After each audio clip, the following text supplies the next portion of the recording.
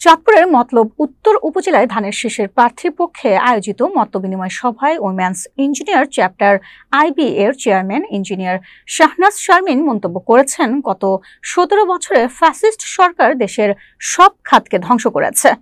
সভায় প্রধান অতিথির বক্তব্যে তিনি বলেন, ধ্বংসাক্রান্ত দেশকে বাঁচাতে আগামী নির্বাচনে ধানের শীষকে ভোট দিয়ে তারেক রহমানের হাতকে শক্তিশালী করুন। তিনি আরও বলেন, ২০১৮ সালে চাঁদপুর ২ আসনে বিএনপি থেকে ডক্টর জালাল উদ্দিনকে মনোনয়ন দেওয়া হয়েছিল।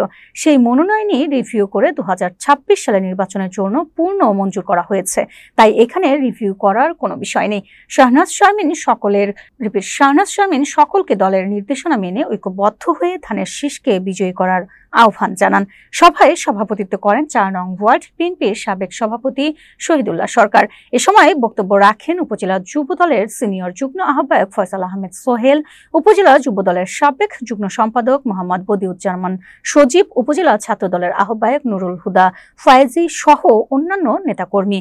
উপজেলা ও ইউনিয়নের বিভিন্ন পর্যায়ের নেতাকর্মী সভায় উপস্থিত ছিলেন।